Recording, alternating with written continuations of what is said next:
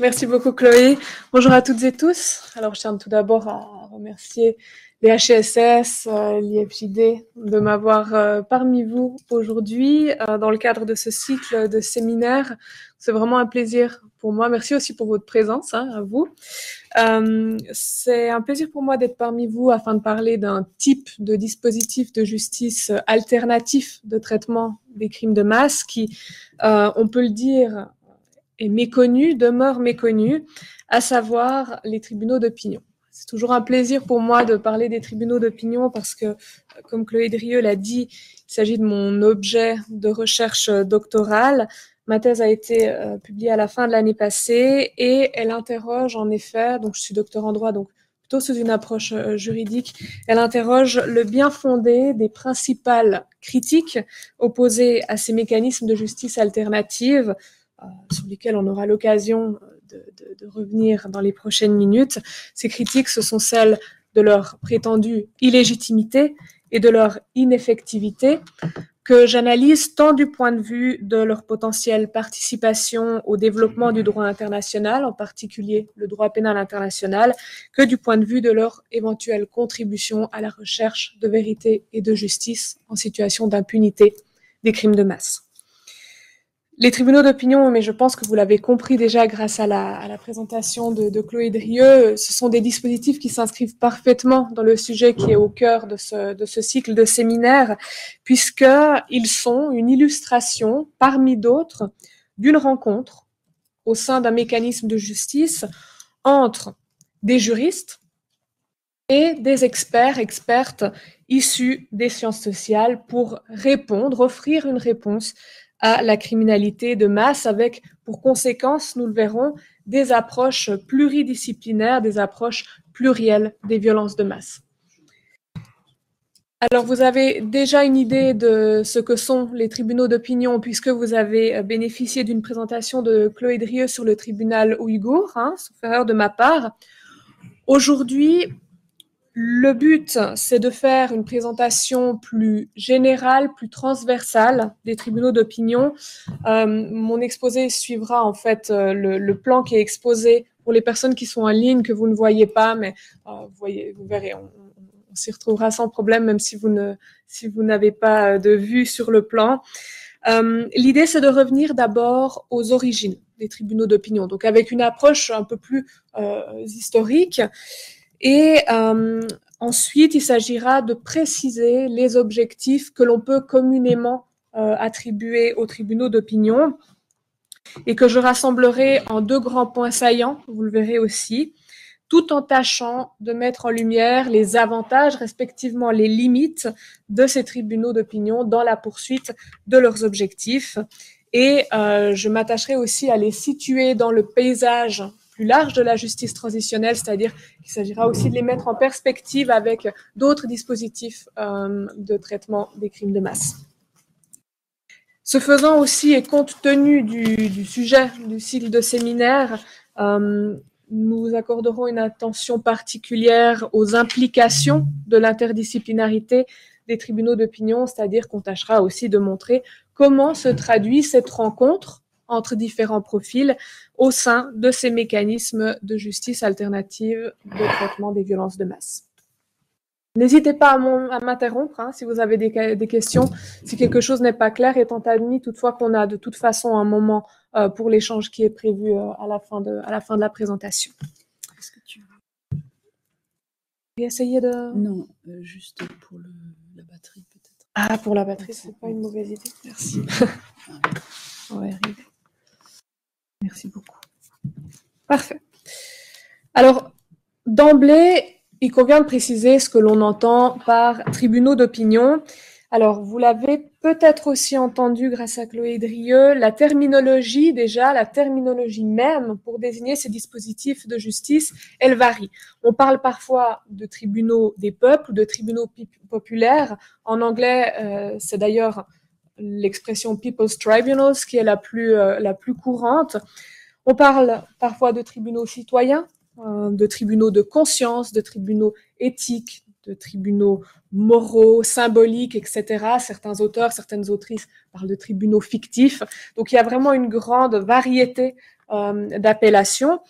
Pour ma part, j'utilise l'expression tribunaux d'opinion pour des raisons que j'expose en détail dans ma thèse, mais notamment parce que c'est quand même l'expression qui est la plus utilisée en français lorsque l'on parle de ces tribunaux dont on parle, il faut le dire, très peu, mais aussi parce que c'est l'expression qu'utilisait Louis Joinet lui-même. Quant à savoir comment définir les tribunaux d'opinion, c'est en réalité loin d'être une tâche facile. Pourquoi? Parce que ce sont des mécanismes extrêmement hétérogènes, polymorphes. Donc, au-delà des terminologies elles-mêmes, des appellations elles-mêmes qui varient, eh bien, ces dispositifs de justice prennent des formes très diverses, ont des modalités de travail différentes, des buts parfois qui diffèrent aussi sensiblement. Et ce que je veux vous dire donc par là, c'est qu'il faut l'avoir quand même à l'esprit, ce d'autant plus lorsqu'on présente de manière générale les tribunaux d'opinion. Eh bien, en réalité, il n'y a pas deux tribunaux d'opinion qui soient identiques. La définition que je vous propose aujourd'hui et qui, alors, est accessible pour les personnes qui sont en ligne, mais les personnes ici ne la voient pas. Vous l'aurez toutefois sur le PowerPoint qui sera partagé. La définition que je vous propose, c'est une définition pour les besoins de cette présentation et qui a l'avantage tout de même de couvrir une large partie de ces dispositifs de justice.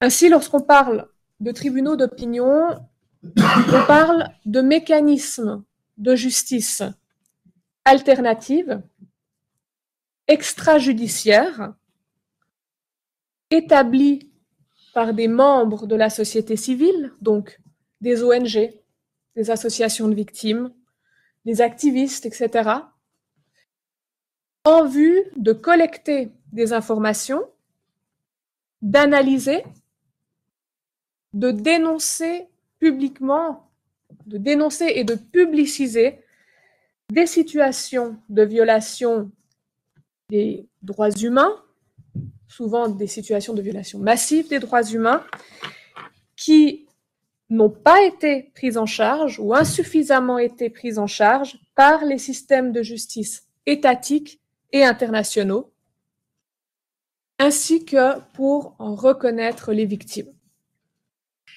notamment en leur donnant la voix. Nous y reviendrons. Les tribunaux d'opinion, ils prennent généralement la forme d'assemblées délibératives composées de personnalités issues de divers horizons et divers domaines, donc des juristes certes, mais aussi des philosophes, des historiens, des historiennes, des sociologues, des représentants, représentantes d'ONG, des acteurs, actrices de la société civile, parfois même des personnalités publiques, etc. Et la mission de cette assemblée délibérative, c'est de se prononcer dans des verdicts non contraignants sur la responsabilité d'États, de multinationales, voire plus rarement sur la responsabilité d'individus. Mais généralement, c'est plutôt des responsabilités collectives qui sont mises au jour. Ce verdict, qui est parfois appelé, à nouveau, là aussi la terminologie varie, parfois appelé jugement, parfois opinion, parfois rapport, eh bien, il n'a en effet pas de force obligatoire compte tenu de la nature non officielle de ces tribunaux. Cela dit, ce verdict revêt une fonction que l'on pourrait qualifier de déclarative, d'expressive, qui se concrétise, cette fonction déclarative, elle se concrétise dans la reconnaissance publique des faits, d'une part, et des victimes, d'autre part. Le verdict s'accompagne le plus souvent de recommandations qui sont communiquées à l'État ou à l'entreprise qui est responsable, qui est jugée responsable, mais qui sont aussi communiquées à divers organismes internationaux, notamment à l'ONU, ainsi qu'aux médias, dans ce but dont je vous parlais, qui est ce but de sensibilisation de la communauté internationale à une problématique absente des agendas politiques, et dans ce but aussi d'alerte de l'opinion publique à propos de situations d'impunité. Ce que je vous propose, maintenant qu'on a une définition en tête avec quelques grands objectifs qui sont déjà délimités, c'est de remonter aux racines des tribunaux d'opinion, ce qui contribuera à la compréhension un peu plus fine de leur nature, de la philosophie de leurs acteurs et actrices, de leurs objectifs aussi, et de manière importante des enjeux qui sous-tendent leur création et leur action. Et vous verrez aussi que la composition plurielle, interdisciplinaire des tribunaux d'opinion, elle trouve une explication directement dans leur histoire. Alors là, vous ne voyez pas les images d'archives du premier tribunal d'opinion contemporain, mais à nouveau, je vous transmettrai cela par la suite. Le premier tribunal d'opinion contemporain à avoir vu le jour, c'est le tribunal Russell, qui a été créé en 1966 sur l'initiative du philosophe britannique du même nom, donc Bertrand Russell, avec pour mission de dénoncer l'intervention militaire des États-Unis au Vietnam. Russell était en effet convaincu que des crimes de guerre avaient été commis par les forces armées états-uniennes et il désirait alors, si je le cite en traduisant ces mots, il désirait réveiller la conscience du monde. Comment? En portant ces exactions sur la scène publique. Il parlait aussi d'une mission de prévention du crime du silence, the crime of silence, qui était donc pour lui le crime d'impunité finalement, le fait de ne pas juger les responsables de crimes de masse. Il faut dire que lorsque Russell il a l'idée de créer son propre tribunal, il se trouve en fait face à l'absence de justice. Qu'est-ce que j'entends par là? C'est que d'une part, alors il semble manifeste que les États-Unis ne poursuivront pas les responsables des crimes. Pourquoi? Parce que ce sont leurs propres agents, donc ils n'ont pas cette volonté politique de les poursuivre. Et d'autre part, dans les années 60, bien sûr, il n'existe pas de juridiction pénale internationale pour juger les responsables.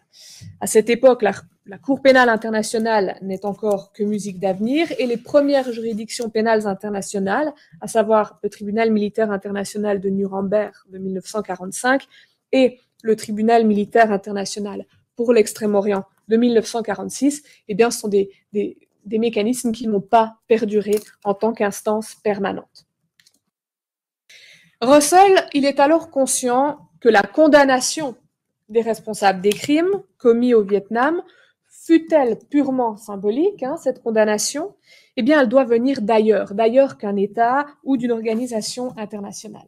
Alors, d'où viendra-t-elle? Elle viendra de la société civile. Russell, il est rapidement rejoint dans son entreprise, dans son projet, par le philosophe français Jean-Paul Sartre, qui s'implique beaucoup dans l'organisation du tribunal, dont il deviendra par ailleurs, et par la suite, le président. Et ici, vous voyez, il y a déjà un premier élément intéressant, à savoir que les tribunaux d'opinion ont leurs origines dans les réflexions, non pas de juristes, comme on pourrait le penser lorsqu'on parle d'un tribunal, mais dans les réflexions de philosophes. Des philosophes, par ailleurs, très engagés politiquement, très militants et, entre guillemets, très de gauche. Pourquoi est-ce que je vous le dis? Parce que c'est une tendance qui se retrouve dans la composition finale du tribunal et c'est aussi une tendance qui vaudra au tribunal Russell et qui poursuivra tous les tribunaux d'opinion par la suite, une critique de partialité, mais nous y reviendrons. Et cette composition finale du tribunal Russell, elle comptera une vingtaine d'intellectuels issus d'horizons très différents, notamment l'historien polonais Isaac Deutscher, la philosophe française Simone de Beauvoir, le juriste italien Lelio Basso, vous pouvez retenir le nom parce qu'on va le retrouver par la suite, l'historien canadien Ken Coates, ou encore l'écrivain argentin Julio Cortázar. Donc vous voyez, cette pluridisciplinarité, elle est présente dès les débuts des tribunaux d'opinion. Ces personnalités, elles appartiennent publiquement, ouvertement au mouvement de contestation de la politique américaine au Vietnam, de sorte que le tribunal Russell, avant même de tenir sa première audience, eh bien, il fait l'objet d'une publicité fortement négative aux États-Unis, où sont dénoncées sa prétendue partialité et son biais politique. Mais il est une autre critique, plus fondamental encore et qui rejoint la critique de partialité, mais vraiment plus fondamental, qui est opposé au tribunal Russell et qui est encore adressé aux tribunaux d'opinion aujourd'hui, c'est celle de l'illégitimité d'un tribunal, entre guillemets, créé par la société civile. Les tribunaux d'opinion, vous l'avez compris, hein, ils n'ont en effet aucun fondement légal, aucune base étatique ou interétatique, à l'inverse des tribunaux officiels, évidemment. Et là est tout l'enjeu de légitimité des tribunaux d'opinion, qui se résume bien d'ailleurs dans une lettre que Charles de Gaulle a adressée à Jean-Paul Sartre, lorsque Jean-Paul Sartre lui a demandé s'il accepterait que le tribunal Russell tienne sa première audience à Paris.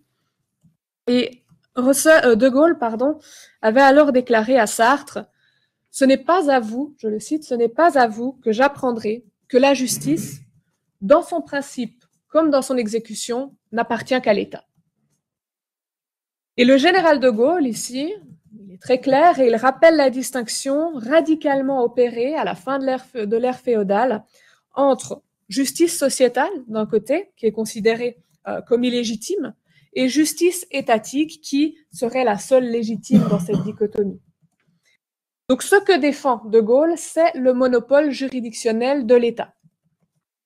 Et d'ailleurs, la parenthèse, elle s'impose quand même, hein, c'est aussi le monopole juridictionnel de l'État qui a fondé la critique d'illégitimité des juridictions pénales internationales, hein, qui ne sont pas créées par un État souverain, mais par une organisation internationale. Donc cette critique, on la retrouve aussi en lien avec la justice pénale internationale, qui suppose aussi une certaine forme de désétatisation de la justice, en ce sens que la justice n'appartient plus à l'État souverain. Simplement, la justice pénale internationale, c'est une justice qui est tout de même une justice d'État, mais au pluriel cette fois, hein, d'une communauté d'États, alors que les tribunaux d'opinion, eux, eh bien, ils marquent une désétatisation totale de la justice. Fut-elle à nouveau non officielle, mais c'est effectivement bien cela qui se passe.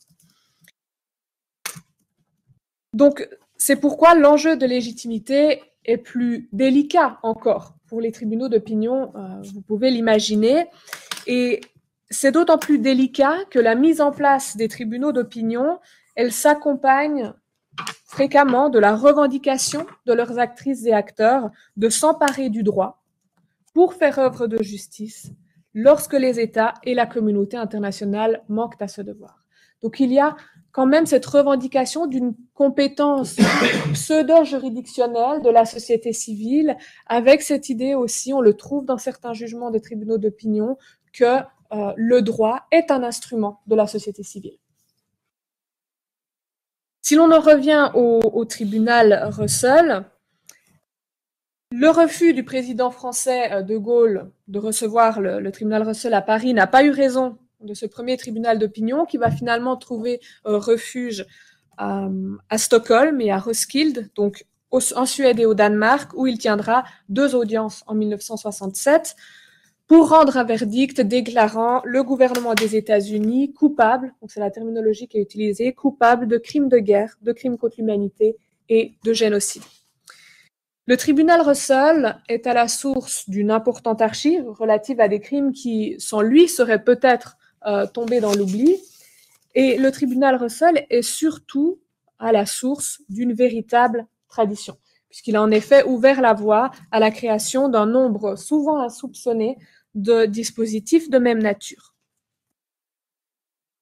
Le tribunal Russell, il a pour héritier principal le tribunal permanent des peuples, qui a été créé en 1979 sur l'initiative de Lelio Basso, qui était un juriste, un sénateur socialiste italien, par ailleurs un grand militant antifasciste, qui avait participé lui-même, vous vous en souvenez, hein, j'ai cité son nom avant, mais il avait participé au tribunal Russell et il était alors convaincu de la nécessité de créer un dispositif de même nature qui soit permanent.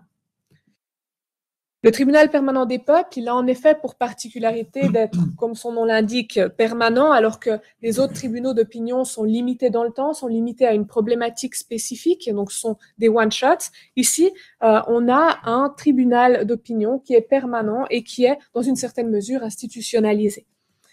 Ce qu'il y a aussi de particulier avec le tribunal permanent des peuples, c'est que sa création est fondée sur la Déclaration universelle des droits des peuples de 1976. Il s'agit d'un texte qui a été adopté à Alger en 1976, donc par un groupe d'intellectuels engagés et qui liste un certain nombre de droits qui appartiendraient collectivement au peuple du monde, comme il les appelle, dont le droit de faire valoir l'ensemble des droits des peuples par tout moyen, y compris, donc on peut l'imaginer, par la création d'un tribunal d'opinion, lorsque ces droits sont gravement méconnus par les États. La déclaration d'Alger, elle est décrite comme une affirmation de la souveraineté des peuples et surtout, et ça c'est intéressant, elle est présentée comme étant de nature juridique par certains acteurs, certaines actrices du tribunal permanent des peuples. Donc on trouve cette volonté des membres du tribunal permanent des peuples de fonder la création de ce dispositif sur la base du droit, ce qui est un moyen de légitimer l'existence du tribunal d'opinion, on pourra y revenir, avec cette difficulté qui est que la juridicité, donc le caractère en tant que droit de la déclaration d'Alger, eh bien, elle est largement contestable. Pourquoi? Parce que ce texte, il n'est pas le fait d'organes habilités à produire du droit. Il est le fait de membres de la société civile qui n'ont pas ce pouvoir, quand bien même ils le revendiquent. C'est pourquoi, quand bien même le TPP, le tribunal permanent des peuples, est fondé sur un texte pseudo-juridique, eh bien, vous l'imaginez, ça ne permet pas de se défendre de la critique d'illégitimité qui viendrait de la part de juristes qu'on dit positivistes, c'est-à-dire des juristes qui ne croient qu'en l'existence d'un droit qui est le droit en vigueur, tel qu'il a été promulgué par les entités habilitées à le produire. Le tribunal permanent des peuples, il est présenté aussi comme une instance destinée à informer la communauté internationale à propos de violations des droits humains qui sont restés en marge des systèmes de justice officiels. C'est un tribunal d'opinion qui a son siège à Rome et ses audiences sont organisées en des lieux différents, sur des problématiques différentes elles aussi, qui leur sont soumises par des associations de victimes ou des ONG. La plupart du temps, c'est ainsi que cela se passe en tout cas. Et ces problématiques, elles sont analysées par un panel de juges interdisciplinaires, essentiellement toutefois à la lumière des textes de droit international. Ça, c'est un fait pour ce qui est du tribunal permanent des peuples. À ce jour, le tribunal permanent des peuples a tenu une 50aine de sessions, dont la session de 1984 sur le génocide du peuple arménien, la session de 2013 sur les crimes de guerre et contre l'humanité commis à l'encontre du peuple tamoul au Sri Lanka, la session de 2017 sur les crimes d'État commis à Myanmar contre les Rohingyas, et plus récemment, la session de 2022 sur la gestion de la pandémie Covid-19 et l'autoritarisme sous le gouvernement Bolsonaro. Vous voyez, il y a aussi une très grande richesse des problématiques traitées. Vous pouvez, si vous tapez Tribunal permanent des peuples ou Permanent People's Tribunal sur Google, tomber sur le site du tribunal et toutes les thématiques sont listées sous un onglet qui s'appelle d'ailleurs jurisprudence, ce qui est assez intéressant parce que la jurisprudence, c'est bien le fait des tribunaux, alors que là, on est en présence d'un tribunal qui n'est pas officiel, mais qui reprend cette terminologie, mais on y arrive. Parallèlement et indépendamment du tribunal permanent des peuples, une pléthore de tribunaux d'opinion ont été érigés par la société civile dans le monde depuis les années 1970 pour dénoncer donc autant de situations de violation des droits humains non prises en charge par les juridictions nationales et internationales. Quand je dis une pléthore, c'est vraiment beaucoup, c'est plus de 300 tribunaux d'opinion, donc c'est énorme, mais il faut noter que l'entrée en vigueur de la Cour pénale internationale en 2002, entrée en activité à ce moment-là, eh bien, elle n'a nullement entraîné la disparition des tribunaux d'opinion, contrairement à ce que Louis Joannet s'était risqué à prédire. Et pour cause, on peut le comprendre, c'est que la Cour pénale internationale, eh bien déjà, elle ne dispose que d'une compétence subsidiaire à celle des juridictions nationales et surtout, elle n'intervient pas systématiquement pour remédier aux manquements étatiques relatifs à la répression des crimes internationaux. Sa compétence, elle est limitée par son statut. D'une part, le statut de la Cour pénale internationale, le statut de Rome, limite la compétence personnelle de la Cour à la responsabilité d'individus, à l'exclusion donc des États, des entités collectives, des entreprises. Et le statut limite aussi matériellement la compétence de la Cour à un certain type de crimes qui sont dits les crimes internationaux les plus graves, donc crimes de génocide, crimes contre l'humanité, crimes de guerre et crimes d'agression. Et d'autre part, plus pragmatiquement, eh bien, l'intervention de la Cour pénale internationale, elle est inévitablement influencée par le contexte géopolitique. Elle dépend aussi, son intervention dépend aussi du bon vouloir des États et de leur propension à collaborer ou non. Donc, les tribunaux d'opinion ne cessent de se multiplier et ils connaissent même une véritable prolifération à partir du début des années 2000. Dans ma thèse de doctorat, j'ai entrepris de recenser, alors c'est toujours de manière non exhaustive parce qu'il y a aussi des tribunaux d'opinion qui sont organisés non pas au niveau international mais plutôt local, et là on a beaucoup de difficultés à accéder à l'information, donc c'est vraiment un recensement qui n'est pas exhaustif. Mais tout de même, j'ai listé ces différents tribunaux d'opinion, c'est plus de 300 tribunaux d'opinion qui ont traité de problématiques diverses depuis le tribunal Russell. La thèse, elle est disponible en open access, donc vous pouvez la trouver sur Internet, et si ça vous intéresse, ne serait-ce que juste ça, vous pouvez regarder dans l'annexe, il y a cette liste, et visuellement, c'est assez intéressant en fait de voir ce grand nombre de tribunaux d'opinion. Pourquoi ? Parce que cette profusion de tribunaux d'opinion, elle est d'autant plus saisissante que ces dispositifs demeurent largement méconnus et ignorés. Je me permets de vous poser la question, je la pose souvent quand j'interviens dans des milieux comme ici. Est-ce que vous aviez déjà entendu parler des tribunaux d'opinion avant ce cycle de séminaires ? Oui ? Une personne qui en avait déjà entendu parler. C'est intéressant, en fait. Je pose toujours la question parce que ça me permet de comparer au fil des ans. Quand j'ai commencé ma thèse, c'était il y a 6 ans, je posais déjà cette question quand j'intervenais dans certains cours. Et ça fait 6 ans, donc, que généralement, il y a une personne, 2 personnes qui lèvent la main. Donc, on se rend compte que c'est un véritable enjeu, cette méconnaissance.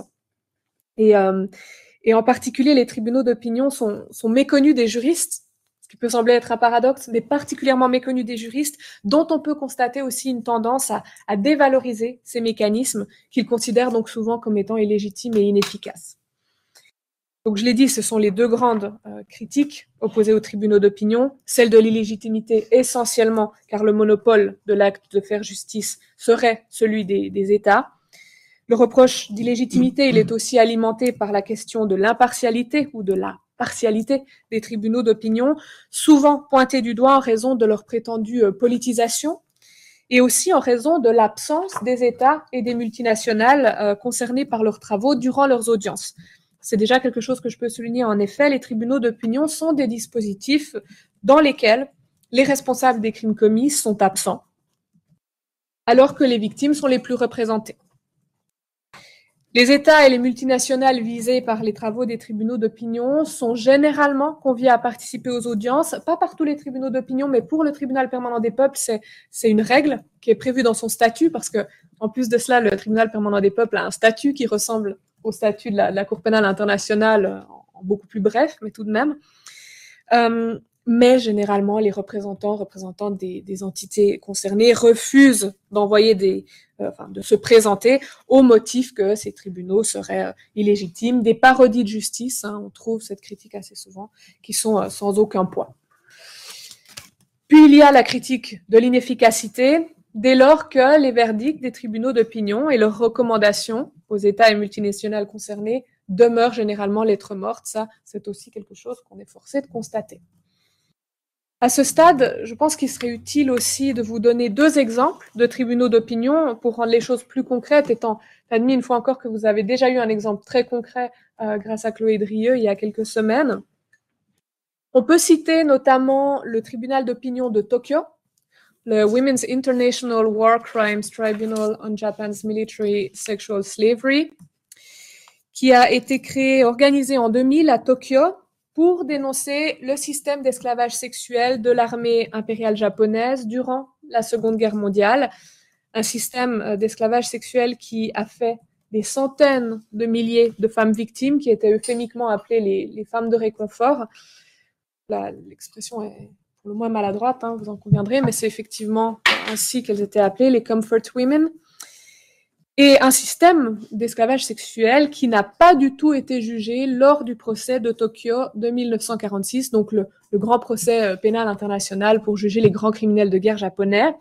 Et c'est en réaction à cette situation d'impunité persistante, hein, et au déni étatique des faits qui s'étaient produits, que le tribunal d'opinion de Tokyo a été créé près d'un demi-siècle après les faits par des organisations non gouvernementales de défense des droits des femmes pour faire la lumière sur les crimes commis, les qualifier juridiquement, et ceci sur la base du droit international en vigueur à l'époque des faits, et enfin et surtout pour donner la voix aux victimes, pour donner la voix aux quelques survivantes, hein, les quelques victimes qui étaient encore en vie, par ailleurs très âgées. D'ailleurs, quand on lit un petit peu tous les documents organisationnels du tribunal, on sent cette pression qui est de dire il faut vite qu'on organise quelque chose, trouvons quelque chose. Alors en l'occurrence un tribunal d'opinion parce que elles sont très âgées maintenant, les femmes de réconfort qui sont encore en vie, et il faut qu'on puisse leur donner la voix et une reconnaissance avant qu'elles décèdent. Et après 3 jours d'audience, le jury de ce tribunal d'opinion, pour sa part, alors composé exclusivement de juristes de renommée internationale, a conclu à la commission de crimes contre l'humanité et a établi la responsabilité de l'État japonais à cet égard.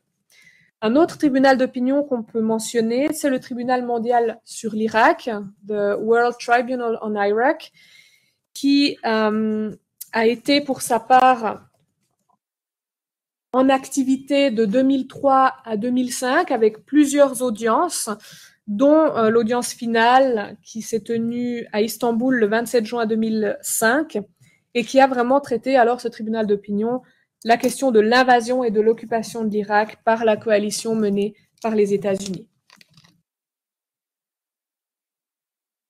Ici, son assemblée délibérative, elle a ceci de particulier qu'elle n'était pas présentée comme un panel de juges, mais comme un jury de conscience. Et la terminologie qui est aussi intéressante, un jury de conscience composé de 14 spécialistes de diverses disciplines, y compris des personnes concernées d'ailleurs par les crimes. Et parmi ces 14 personnes, uniquement une juriste.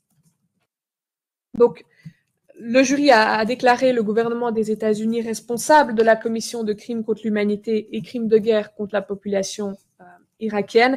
Et ce que vous voyez, c'est que ces 2 exemples, ils confirment ce que je vous disais tout à l'heure, à savoir que les tribunaux d'opinion sont vraiment des mécanismes de justice polymorphes. Alors, on en a un nombre important, comme celui de Tokyo, qui prennent une forme que je qualifie de pseudo-judiciaire, en ce sens qu'ils tentent à reproduire le rituel judiciaire, le plus souvent le rituel du procès pénal. Ils reproduisent la scénographie du procès pénal, ils reprennent le langage judiciaire et ils accueillent en leur sein effectivement une majorité de juristes pour procéder à une analyse principalement juridique des faits qui peut être plus ou moins rigoureuse en fonction du tribunal d'opinion concerné. Et là, ma thèse le montre, il y a d'importants enjeux de légitimation à travers le recours au droit. Les organisateurs et organisatrices de cette frange de tribunaux d'opinion cherchent en effet à convaincre de la validité de ces dispositifs par le recours au droit, par le recours à la symbolique judiciaire, aussi par le recours aux juristes, parce que le droit, eh bien, c'est un langage de pouvoir. Hein. Bourdieu disait que c'était la forme par excellence du discours légitime. Donc, il y a vraiment ici cette puissance du droit, du langage du droit, et cette présomption de légitimité aussi du droit. Et en fait, tout ceci témoigne d'un fait dont les anthropologues ont d'ailleurs fait depuis longtemps la démonstration, de manière plus générale, à savoir que la légitimité d'un dispositif de justice, c'est avant tout une construction fondée sur diverses ressources, et outre les ressources que je viens de citer, il y a aussi le lieu. Ça, c'est intéressant. Plusieurs tribunaux d'opinion ont pris part à la haie. C'est notamment le cas du tribunal sur l'Iran de 2013, dont vous parlerez, je crois, dans des prochaines séances, qui avait porté sur les exécutions en masse des prisonniers et prisonnières politiques dans les années 1980. Savez-vous pourquoi ce choix de la haie? Est-ce que quelqu'un a une idée du pourquoi de la haie?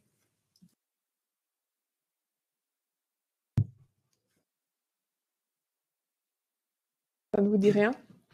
À la haie, on trouve justement le siège de la Cour pénale internationale, le siège de la Cour internationale de justice aussi. Donc, on trouve parfois cette expression de capitale du monde juridique, du monde judiciaire. Et donc, c'est pas un hasard que stratégiquement le choix soit fait de la haie. Puis à l'autre bout du spectre, on trouve d'autres tribunaux d'opinion, comme celui sur l'Irak, qui ont plutôt tendance à se distancier de la forme des institutions judiciaires, qui renoncent au vocabulaire et au rituel judiciaire, et dont les assemblées délibératives sont plus diversifiées.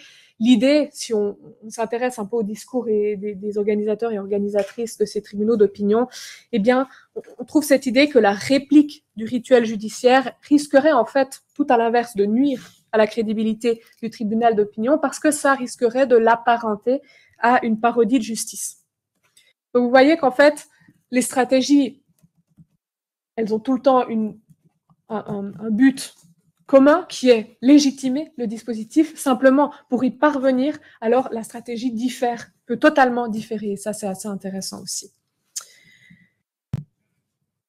Cela étant, malgré toute cette diversité dont je viens de vous faire part, les tribunaux d'opinion, ils se voient généralement attribuer des buts communs sur lesquels je vous propose que nous nous arrêtions pour les approfondir, en ayant à l'esprit alors toujours les implications des approches disciplinaires des acteurs et actrices des tribunaux d'opinion dans la poursuite de ces buts et dans la réalisation de ces buts.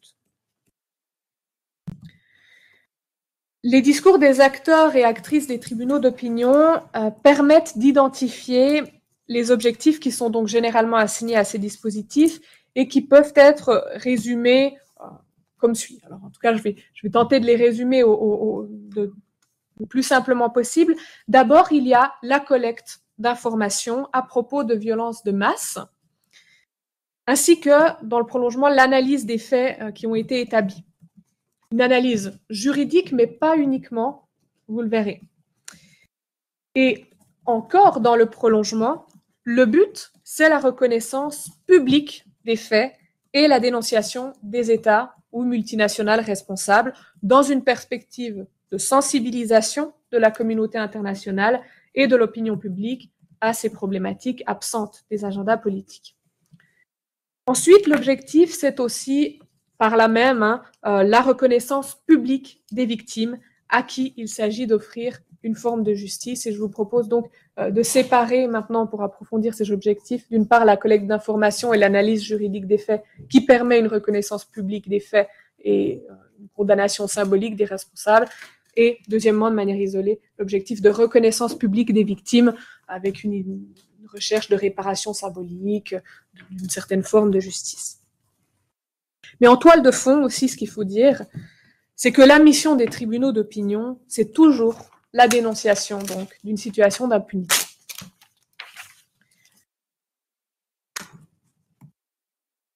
Alors, en ce qui concerne la reconnaissance des faits et leur analyse, les tribunaux d'opinion ont en effet pour mission, tout d'abord, de faire la lumière sur des violations des droits humains pour révéler ou pour énoncer, à tout le moins, une vérité ou des vérités, je ne peux pas parler de vérité au pluriel, qui sont tues ou ignorées par les États et la communauté internationale. Donc, ils ont une fonction cognitive au sens d'une fonction de connaissance des faits, une fonction d'enquête au sens large du terme, on pourrait dire de fact-finding en anglais. Et cette fonction, ils la mettent en œuvre par différents moyens, mais le plus souvent en récoltant des témoignages de victimes, témoignages d'experts, expertes, en rassemblant de la documentation produite par des ONG et, plus rarement, mais c'est possible, au moyen d'enquêtes de terrain.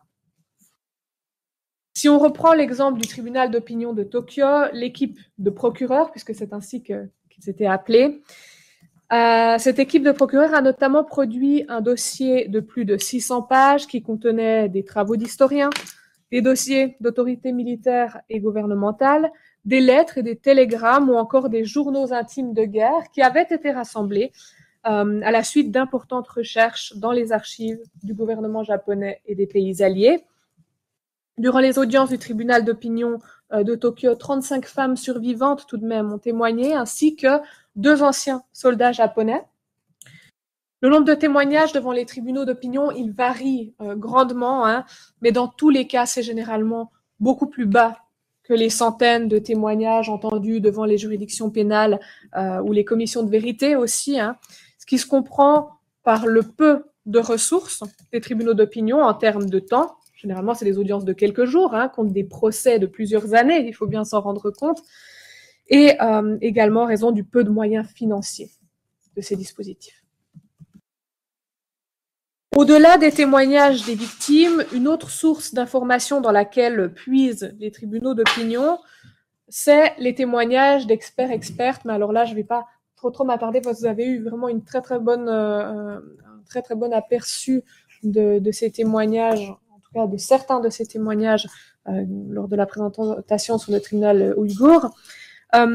Ce qui est intéressant, c'est que ces dispositifs, en tout cas, ils convoquent les savoirs d'experts, d'expertes issus de différents domaines, comme le juge, hein, et notamment issus des sciences sociales. Et ce, plus spécifiquement, au fin d'établir les éléments contextuels aussi des crimes, parce que le but des tribunaux d'opinion, c'est aussi de comprendre, on y reviendra, hein, mais les causes, le contexte des violences, les conséquences aussi. Alors, ce n'est pas une particularité hein, des tribunaux d'opinion, même si on les met en perspective avec les tribunaux pénaux, en ce sens que les expertes en sciences sociales sont aussi entendus par les juridictions pénales internationales, mais des études anthropologiques, en tout cas, ont démontré qu'en pratique, les juges pénaux, les juges pénales, ont tout de même une nette préférence pour des preuves qu'ils estiment être objectives, hein, ce que, et là ce n'est pas mon positionnement, hein, mais ce que les expertes en sciences sociales ne fourniraient prétendument pas. Donc ça, c'est ce que la recherche en anthropologie montre. Et la logique, elle semble alors se renverser au sein des tribunaux d'opinion où les personnes amenées à témoigner à titre d'experts-expertes sont principalement des sociologues, des anthropologues, des historiens et historiennes, parfois des philosophes, des juristes, ainsi que des journalistes, des membres d'ONG et des droits humains, et de manière plus exceptionnelle seulement des chercheurs et chercheuses issus des sciences dures, entre guillemets. Le rôle, c'est toutefois le même que dans un procès pénal, à savoir une objectivation des faits. Souvent, c'est cela hein, qu'on retrouve, une objectivation des faits et des récits des victimes. Mais la distinction, vraiment, c'est que ici, les experts et expertes en sciences sociales se voient reconnaître une plus grande légitimité à cette fin au sein des tribunaux d'opinion. Et à nouveau, ça se comprend au regard des buts hein, qui sont respectivement poursuivis par les tribunaux d'opinion d'une part et les tribunaux pénaux d'autre part. Les tribunaux d'opinion, ils cherchent à comprendre le contexte des crimes, à comprendre leurs causes, leurs conséquences, et ceci au fin d'établir une responsabilité ou des responsabilités collectives, hein, pas forcément juridiques par ailleurs, alors qu'à l'inverse, les juridictions pénales visent à établir des responsabilités individuelles, ce qui implique une individualisation des faits, en soi peu compatible avec des analyses de type sociologique ou historique, c'est-à-dire systémique et contextuel. Et en cela aussi, les tribunaux d'opinion se rapprochent davantage des commissions de vérité, dont vous avez eu aussi un très bon aperçu grâce au professeur Macias il y a quelques semaines, et qui ont, les commissions de vérité, qui ont donc un mandat d'établissement des faits également plus large que celui des juridictions pénales. Ensuite, sur la base des informations récoltées, il y a une analyse des faits. notamment aux fins, donc, j'ai dit, d'établir la responsabilité d'un État ou d'une multinationale. J'ai écrit sur le PowerPoint, pour vous, vous ne le voyez pas, mais j'ai écrit analyse juridique en mettant juridique entre parenthèses parce que, vous imaginez, du fait des assemblées délibératives pluridisciplinaires des tribunaux d'opinion, les violences considérées ne sont pas uniquement appréhendées d'un point de vue juridique. Même le tribunal d'opinion de Tokyo, qui est connu pour être l'un des plus juridicisés, qui a certes réalisé d'ailleurs une analyse juridique approfondie des faits, eh bien même ce tribunal d'opinion-là est allé au-delà en rendant un jugement qui présente le système d'esclavage sexuel de l'armée impériale japonaise sur la base de sources historiques, qui décrit au moyen de travaux de psychologues notamment les conséquences durables de ce système sur la santé des survivantes. De même, et alors là c'est plus surprenant peut-être pour des juristes en tout cas, les juges n'hésitent pas à s'appuyer sur des témoignages d'historiens et de philosophes pour établir un lien de causalité entre les faits commis et des individus. Donc ça c'est peu commun, ça c'est certain.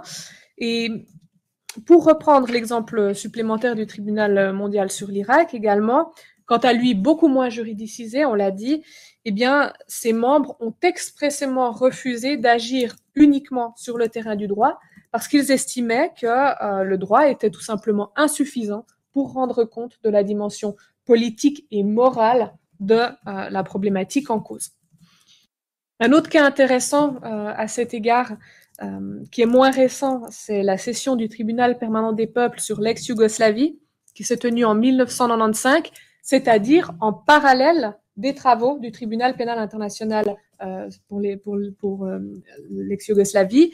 Et les membres du tribunal permanent des peuples ont souligné l'importance de ce tribunal d'opinion, même en présence d'une juridiction pénale internationale qui travaillait sur les mêmes violences au même moment, précisément parce que, au dire des membres du tribunal permanent des peuples, eh bien, le tribunal pénal international n'avait ni l'objectif ni la compétence d'enquêter sur la dimension politique et la nature systémique des crimes de masse. Donc vous voyez que les tribunaux d'opinion ne sont pas toujours forcément pensés comme un moyen de combler une lacune, c'est-à-dire une défaillance, une absence, un défaut donc de justice entre guillemets officielle, mais parfois ils sont aussi pensés, alors là très clairement, comme complément à la justice pénale internationale.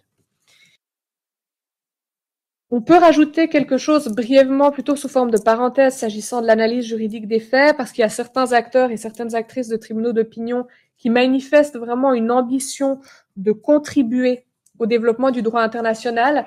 Alors, c'est pas quelque chose que je vais approfondir aujourd'hui, parce que je pense que c'est un point qui préoccupe principalement les juristes plutôt, mais c'est quand même intéressant, parce que la composition interdisciplinaire des tribunaux d'opinion n'est pas anodine à cet égard. Et pour cause, alors, comme c'était d'ailleurs bien expliqué dans le programme de ce séminaire, les juristes cherchent généralement à faire correspondre les violences avec des catégories de crimes qui sont prédéfinies, qui sont définies dans les textes juridiques. Donc, ils lisent ces violences à travers la lentille du droit existant. Ça, c'est la mission des juristes. Les historiens, historiennes, les anthropologues ou les sociologues n'appréhendent évidemment pas ces violences de la même manière. Leur regard, il est souvent, généralement, je pense, indépendant de ces catégories strictement définies par le droit qui ne sont pas forcément utiles pour leurs travaux. Et au sein des tribunaux d'opinion, l'approche juridique, on remarque qu'elle est souvent enrichie de ces lectures différentes des violences de masse.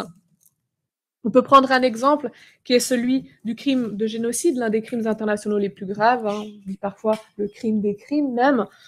La Convention de 1948 sur le génocide qualifie comme tel un certain nombre d'actes qui sont commis avec une intention spécifique de destruction totale ou partielle d'un groupe national, ethnique, racial ou religieux.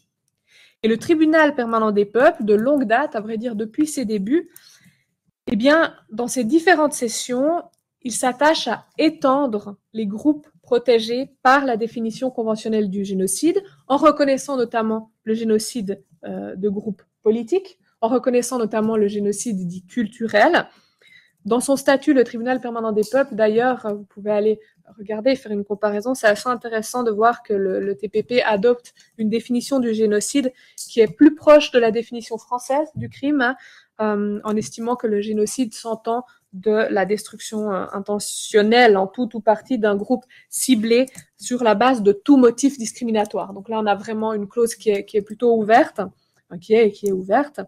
Donc ici, ce qu'on remarque, c'est qu'il y a une dimension prospective, en ce sens que le tribunal d'opinion va au-delà du droit existant pour envisager un droit tel qu'il devrait être. Et qui plus est, à travers cette approche interdisciplinaire des juges du tribunal permanent des peuples, et il faut le dire, notamment grâce à l'influence de l'un de ses membres, qui est le sociologue Daniel Feuerstein, qui a beaucoup travaillé sur la question du génocide, eh bien, le génocide, il est présenté dans les travaux du tribunal permanent des peuples comme un processus social continu mis en œuvre dans le temps pour détruire et réorganiser des relations sociales. Alors, vous me direz quelle est la différence avec la définition juridique. Alors, ça ne change pas sensiblement, effectivement, mais par contre, il y a une différence, à savoir que l'accent, il n'est plus placé sur l'intention spécifique de destruction du groupe, comme c'est le cas dans la réflexion des juristes, mais l'accent est placé sur la transformation dans le temps des relations au sein d'une société, en soulignant vraiment cet aspect temporel. Et cela permet notamment au tribunal permanent des peuples de conclure à la commission d'un génocide lorsque le processus génocidaire est encore à un stade relativement éloigné d'une destruction même partielle du groupe. Et on comprend que ça peut être effectivement utile pour un tribunal d'opinion dans la mesure où cela répond aussi à la perspective d'une action plutôt préventive qui consiste à sommer la communauté internationale de prendre des mesures propres à mettre un terme au processus génocidaire. Donc d'où cette idée de pouvoir intervenir très vite, comme le font d'ailleurs les juges du tribunal permanent des peuples dans la session sur le Myanmar en 2017, par exemple. Refermons donc cette parenthèse de souhait transformatif du droit pour constater alors plus généralement sur la base de nos remarques précédentes que dans la mesure où différentes approches des violences se croisent au sein des tribunaux d'opinion, cela donne lieu, dans le prolongement, à l'émergence de diverses formes de vérité. Des vérités judiciaires ou pseudo-judiciaires qui sont issues d'une analyse juridique des faits, des vérités subjectives qui sont exprimées dans les témoignages des victimes, des vérités qui expriment une souffrance qui ne correspond, le professeur Massias le disait pour les commissions de vérité, des vérités qui ne correspondent pas à une vérité objective, forcément, mais qui sont considérées comme étant légitimes, on y reviendra, des vérités qui ne sont pas remises en cause, ces vérités subjectives au sein des tribunaux d'opinion. Par ailleurs, des vérités scientifiques, des vérités historiques, des vérités sociales, mais d'un débat public, etc. Donc il y a cette ambition tout de même d'aller au-delà de la vérité judiciaire que peuvent établir les tribunaux officiels. Alors bon, qu'à cela ne tienne, les juges des tribunaux pénaux internationaux ont souvent revendiqué contribuer à la production d'une vérité historique, et dans une certaine mesure, il y a une contribution aussi à la vérité historique, mais il faut tout de même admettre que le travail des juges pénaux, des juges pénals, il est tout de même circonscrit par le but du procès pénal qui est bien de condamner ou innocenter des accusés, de sorte que les faits qui intéressent principalement les juges pénaux, les juges pénals, eh bien, ce sont essentiellement ceux qui leur permettent de se prononcer sur la culpabilité ou l'innocence des accusés. Des faits qui, par contre, ont moins d'importance pour des mécanismes non pénaux, les commissions de vérité, dont les tribunaux d'opinion. Et en révélant plusieurs types de vérités, toujours avec certaines limites, mais en tout cas en révélant des fragments de plusieurs types de vérités, les tribunaux d'opinion se rapprochent davantage des commissions de vérité, à nouveau, dont on connaît plus aisément, dont on reconnaît plus aisément la capacité à contribuer à la manifestation d'une vérité plurielle, dont une vérité historique. Là où les commissions de vérité pourraient présenter un désavantage par rapport aux tribunaux d'opinion, et là je cite certains auteurs, certaines autrices, dont certaines ont participé aux tribunaux d'opinion, c'est que les commissions de vérité sont ordinairement, en tout cas, soutenues par des gouvernements dont il a parfois pu être constaté la tendance à opérer certaines simplifications historiques au motif de la recherche d'un consensus pour la réconciliation nationale, voire à recourir à de telles commissions pour maintenir l'impunité. Ça, le professeur Massias en a parlé. Donc ça pose la question des dangers d'instrumentalisation politique de tels outils de justice transitionnelle par des États qui sont avant tout préoccupés à promouvoir une image d'unité, ce qui du reste est un problème tout de même. Donc, ce risque d'instrumentalisation, c'est un problème commun à tout dispositif mandaté par l'État.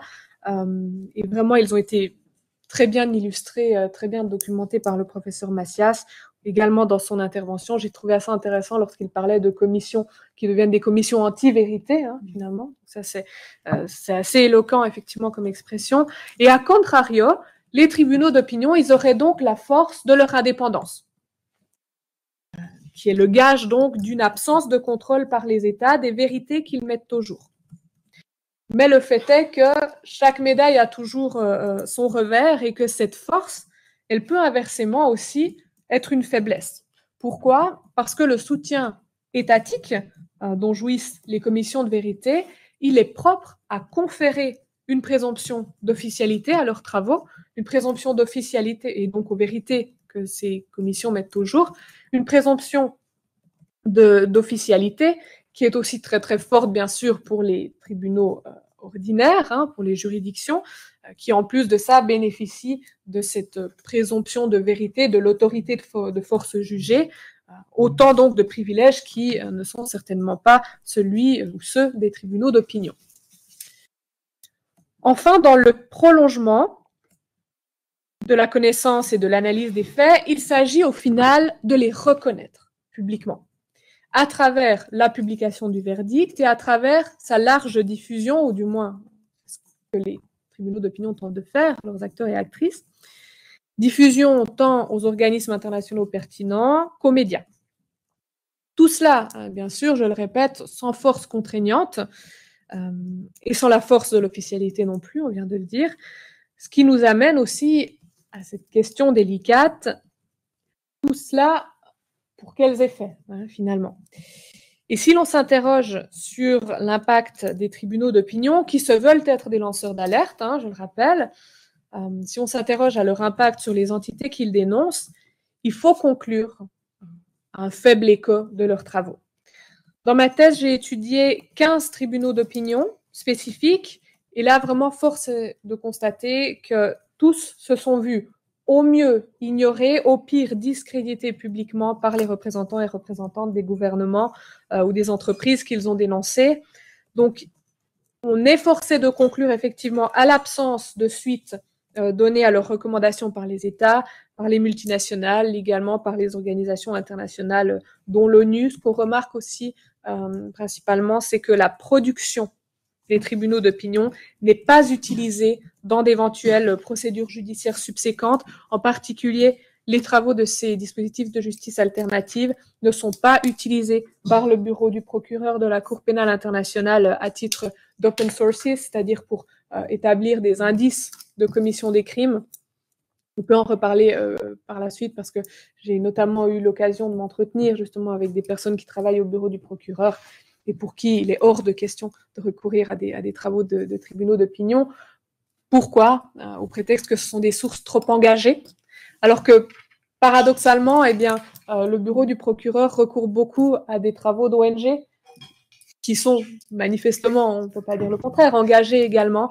Donc, probablement que derrière tout cela, il y a cette critique très très forte d'illégitimité qui limite beaucoup la portée des tribunaux d'opinion.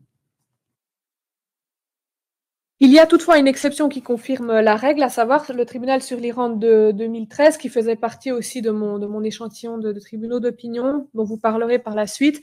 Le jugement de ce tribunal d'opinion, il a été utilisé à titre de preuve documentaire Alors, par la justice pénale suédoise, dans le cadre de poursuites en 2021, qui étaient fondées sur ce qu'on appelle la compétence universelle, poursuite qui visait l'un des responsables des exécutions de masse dénoncées par les juges du tribunal d'opinion. Alors, tout ce que ça signifie, c'est que le travail du tribunal d'opinion a été utilisé à titre de preuve documentaire parmi d'autres. Ça ne veut pas dire encore que le tribunal d'opinion est la cause de cette action pénale officielle, hein, bien sûr. Et le tribunal d'opinion de Tokyo permet aussi de nuancer le constat, alors assez pessimiste que je viens de faire, parce qu'il est cité dans certains documents de l'ONU qui évoquent la problématique des femmes de réconfort, ce qui prouve quand même que les tribunaux d'opinion peuvent au moins initier et nourrir certaines discussions sur la scène internationale. Que ce soit avec certaines limites, certes, mais tout de même, c'est une contribution parmi d'autres au débat. Et sans même que les tribunaux d'opinion soient cités par des organismes nationaux ou internationaux, leurs travaux, en tout état de cause, contribuent tout de même à éviter que les violences dont ils se saisissent restent ou retombent dans l'ombre. Le magistrat Louis Joannet, que j'ai déjà cité, il avait, à mon avis, bien raison de voir en les travaux des tribunaux d'opinion des archives des opprimés, ainsi qu'il les appelait, des archives des opprimés, en opposition aux archives des oppresseurs. L'idée étant alors aussi ici, et ça se retrouve aussi dans le discours d'acteurs et actrices de tribunaux d'opinion, d'établir effectivement alors une vérité des opprimés dans le sens d'une vérité alternative à la vérité dite officielle. C'est aussi un moyen de lutter, dans une certaine mesure, contre le négationnisme, contre le révisionnisme. Et en tout état de cause, les tribunaux d'opinion président à une validation des faits, à une reconnaissance des faits qui concrétise du même temps une reconnaissance publique des victimes, et c'est là-dessus que je vais passer, puisque cela constitue, on peut le dire, le deuxième grand objectif de la grande majorité des tribunaux d'opinion, donc cette reconnaissance publique des victimes. L'idée de la grande majorité des tribunaux d'opinion, c'est d'offrir aux victimes une réparation symbolique, une forme de justice, ou pour reprendre une expression qui est aussi utilisée dans certains travaux de tribunaux d'opinion, l'idée c'est de satisfaire le sentiment de justice des victimes, à défaut aussi de ne pas pouvoir garantir leur droit à la justice, mais au moins répondre au sentiment de justice. La majorité de ces tribunaux d'opinion, ils sont pensés en effet avant tout pour les victimes, contrairement aux tribunaux pénaux, qui sont pensés avant tout principalement contre des accusés, donc pour des victimes d'un côté, contre des accusés de l'autre. Et dans les tribunaux d'opinion, effectivement, les victimes sont de fait les plus représentées, alors que les accusés, entre guillemets, sont aussi, nous l'avons dit, absents.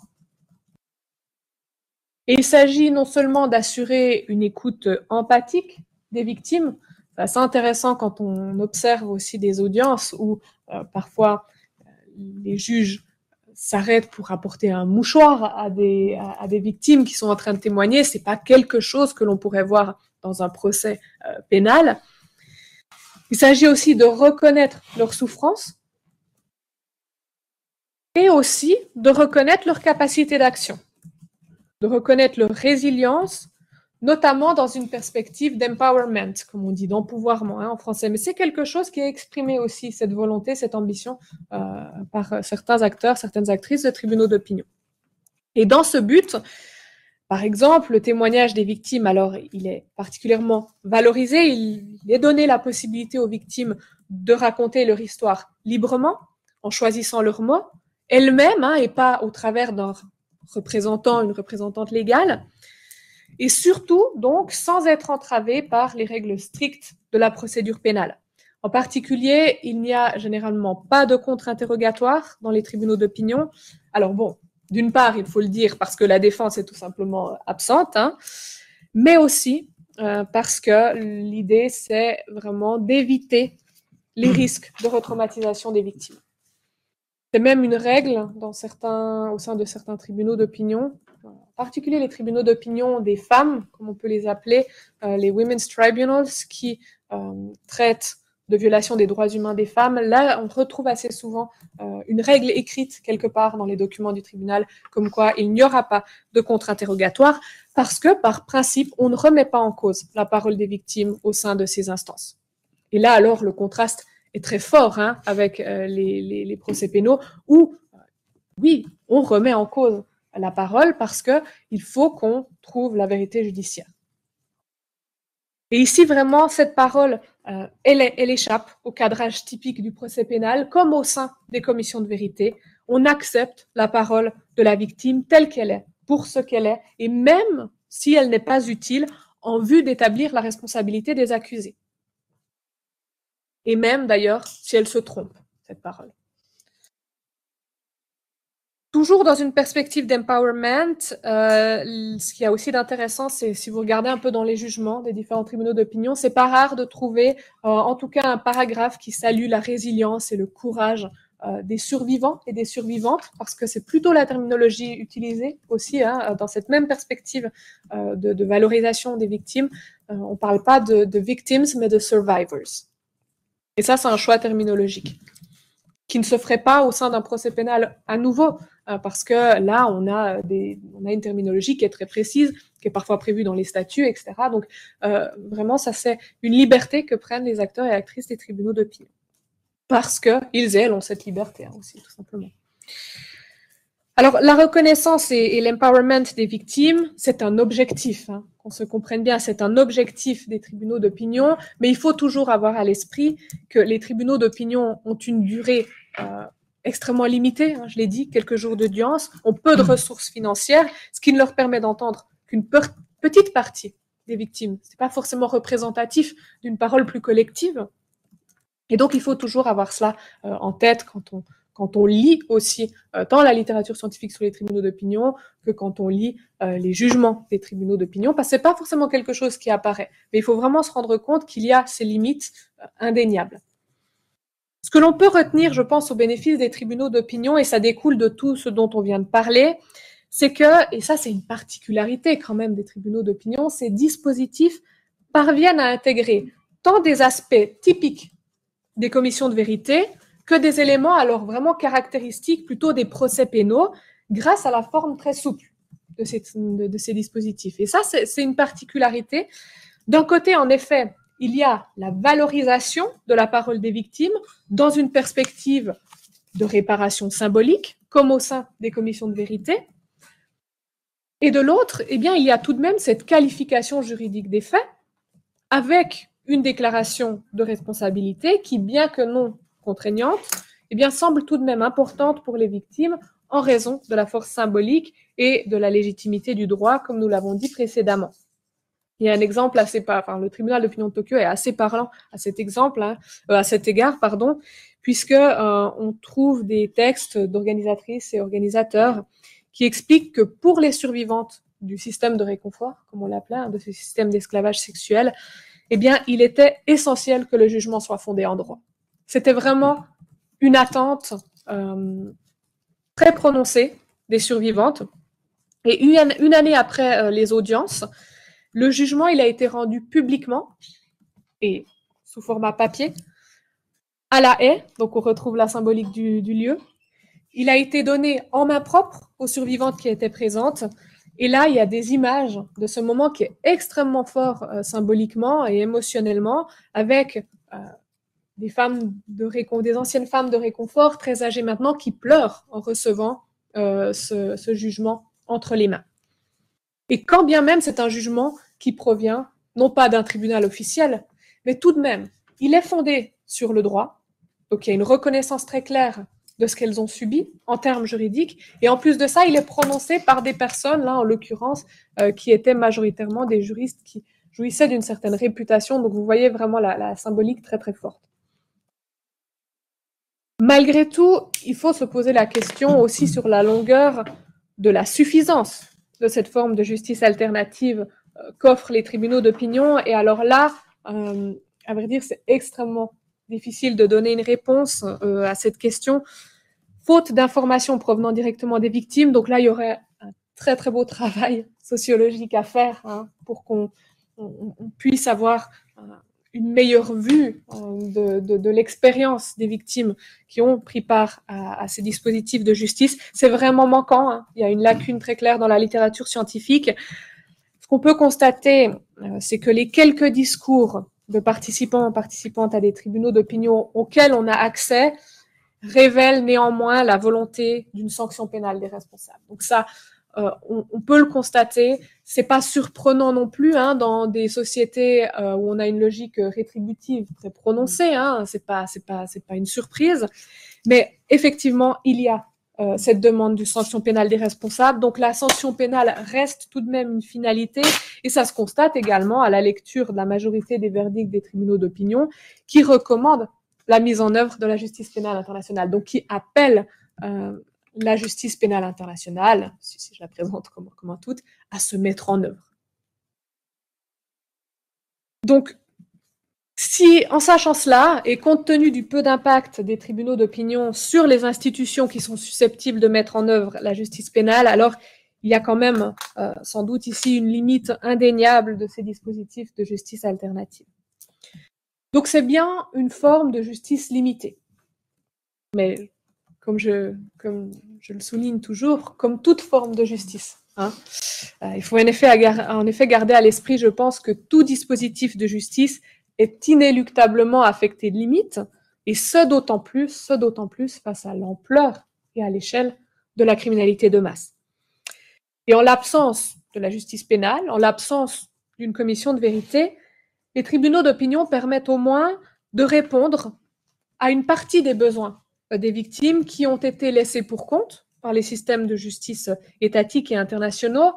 Ils s'insèrent en cela dans ce que l'on nomme parfois une impunity gap, en contribuant, certes à leur niveau, avec leurs limites, à la lutte contre l'impunité des violences de masse, impunité ici comprise comme une absence de traitement judiciaire ou extrajudiciaire des violences, donc de manière globalement largement comprise. Et pour conclure, je pense qu'on peut retenir que le travail des tribunaux d'opinion rappelle aussi que la vérité et la justice, ce ne sont pas uniquement des objets de droits humains dont il s'agit d'obtenir la garantie, essentiellement par voie judiciaire donc. Mais la vérité et la justice, ce sont aussi des concepts susceptibles d'être appréhendés de manière plurielle, on l'a compris, et pour les tribunaux d'opinion, notamment à des fins de reconnaissance et d'empowerment des victimes. Ces objectifs, ils ne sont certes atteints que de manière limitée par les tribunaux d'opinion, qui travaillent, je le répète, avec peu de moyens, en très peu de temps, sans le pouvoir d'imposer leur verdict, sans le sceau de l'officialité, mais ils constituent tout de même un apport non négligeable en situation d'impunité. Ce que j'ai pu montrer aussi dans ma thèse, c'est que le peu d'impact quantifiable des tribunaux d'opinion, en particulier sur les institutions officielles, et donc leur effectivité relative, eh bien, il tient aussi au fait que ces dispositifs de justice sont considérés comme illégitimes par ces institutions et par les juristes, lesquels ne s'y réfèrent donc pas. Et donc, on part du principe qu'ils sont inefficaces. Donc, vous voyez, en fait, c'est le serpent qui se mord la queue. Et on se trouve un peu dans une impasse ici. Et ce que mes recherches doctorales ont aussi permis de montrer, enfin, en lien avec les tribunaux d'opinion, mais bien d'autres recherches le montrent par ailleurs, c'est que grâce à une mise en perspective des tribunaux d'opinion avec d'autres mécanismes de justice, eh bien, on a ce rappel quand même que tout mécanisme de justice est sujet à des critiques relatives à sa légitimité et à son effectivité. Ce n'est vraiment pas le propre des tribunaux d'opinion. Alors, c'est toujours avec plus ou moins d'acuité en fonction du dispositif, mais tout de même, c'est le cas pour la justice pénale internationale, c'est le cas pour des dispositifs de justice alternative comme les commissions de vérité, qui connaissent alors très bien les critiques d'illégitimité, de politisation, de manque d'efficacité, etc.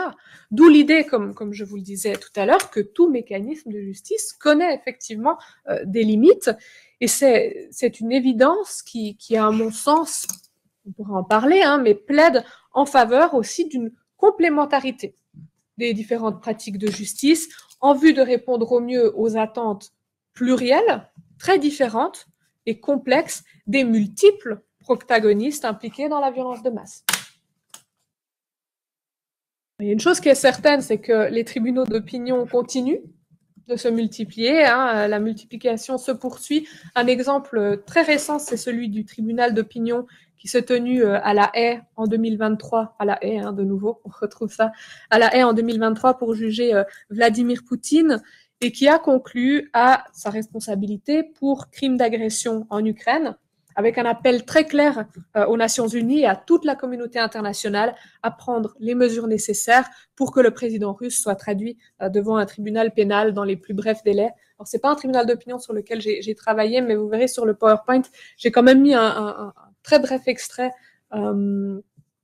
du jugement, de l'acte d'accusation, pardon, parce que ça ressemble vraiment voilà, sur le papier, à un acte d'accusation de la Cour pénale internationale, par exemple. Donc, c'est toujours intéressant de voir un peu cette simulation, mais cette reproduction, hein, vraiment, des actes des tribunaux.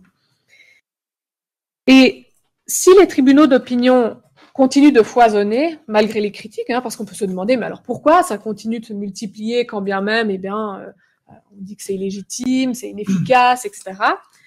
C'est parce que très pragmatiquement, hein, les situations d'impunité de crimes internationaux, elles ne cessent de se multiplier elles aussi. En d'autres termes, la lutte contre l'impunité, c'est une lutte continue, et les tribunaux d'opinion, eh bien, c'est au moins une pierre à l'édifice dans cette lutte, même si c'est à défaut de justice pénale. Donc j'espère avoir pu vous donner aujourd'hui un aperçu de ces mécanismes, d'avoir suscité votre intérêt pour ces dispositifs de justice qui, comme l'a dit Chloé Drieux, font encore l'objet de si peu de recherches et qui pourtant sont extrêmement riches. Aussi maintenant, on est en 2024, je vous ai dit hein, tout à l'heure, on était au milieu des années 60 quand il y a eu le premier tribunal d'opinion contemporain, donc d'un point de vue historique, c'est extrêmement intéressant avec le recul aujourd'hui de se poser la question de l'impact aussi des premiers tribunaux d'opinion. Hein. Il y a vraiment quelque chose à faire, donc si ça vous intéresse, moi je ne peux que vous encourager à contribuer à la recherche sur ces dispositifs de justice, à la connaissance de leurs travaux. Et voilà, donc j'espère aussi avoir pu contribuer à susciter votre intérêt. Merci beaucoup pour votre attention, je suis à votre entière disposition pour des questions et surtout pour poursuivre l'échange si vous êtes bien sûr intéressé.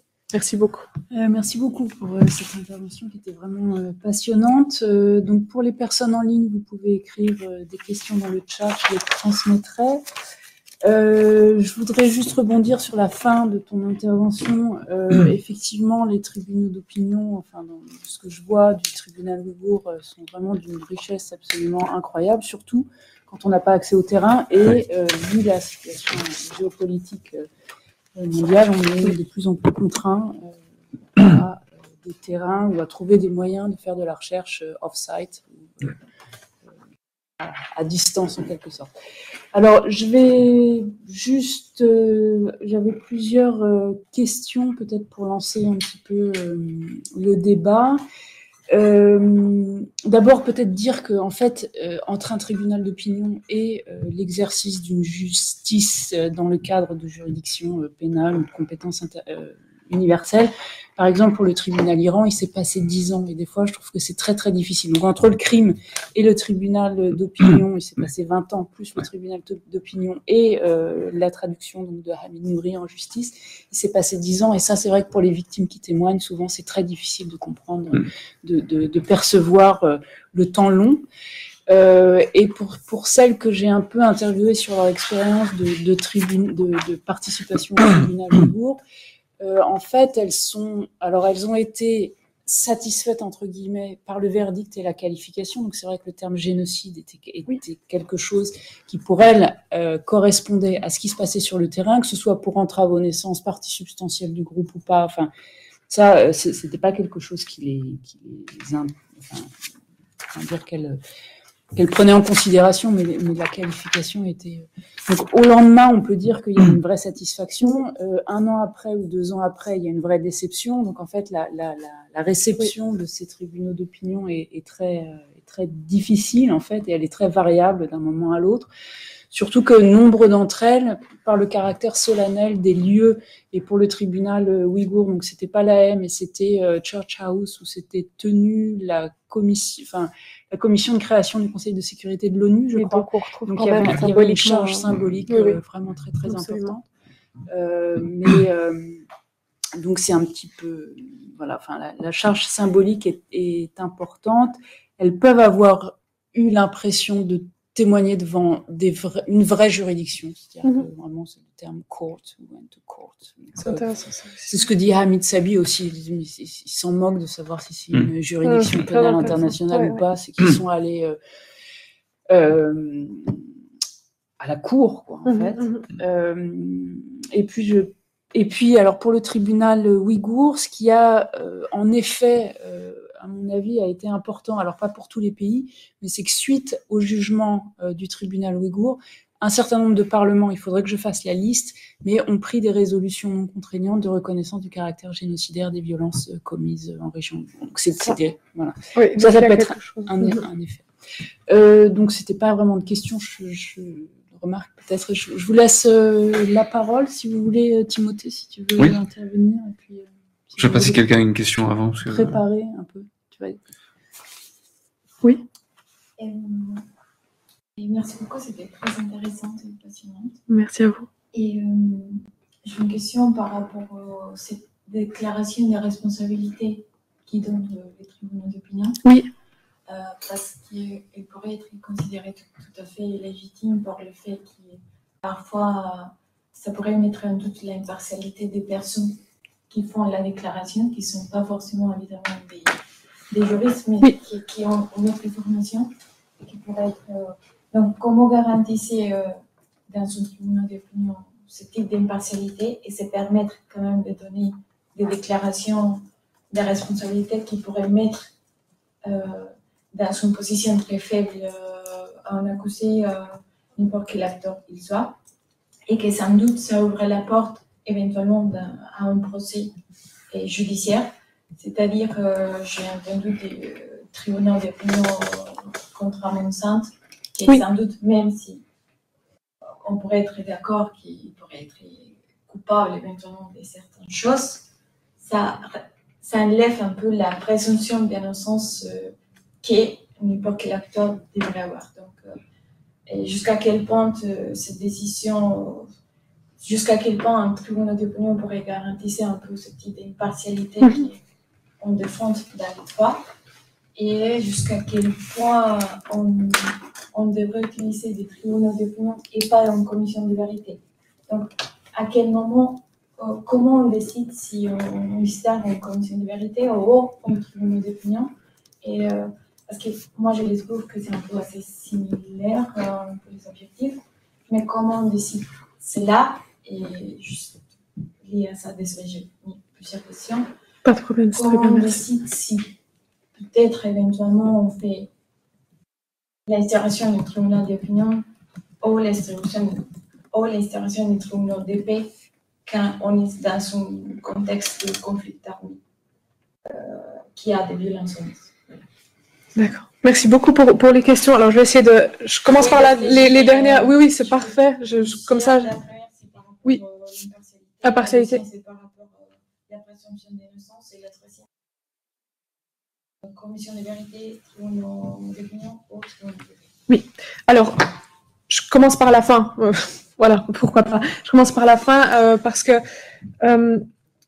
Comme ça, j'ai ça en tête. Comment décider si un tribunal d'opinion plutôt qu'un autre dispositif, finalement, en fait, la question ne se pose pas pour les mêmes personnes, je crois. C'est différents acteurs, différentes actrices qui engagent une réflexion sur quelle réponse donner à des violences de masse qui ne sont pas prises en charge, alors en l'occurrence par des tribunaux. Et je pense qu'il y a peu d'acteurs, actrices qui sont dans une situation où le choix est vraiment donné. J'ai l'impression que ça fonctionne un peu en silo, vous voyez? C'est-à-dire qu'il y a des personnes qui se disent, est-ce qu'on va mettre en place une commission de vérité?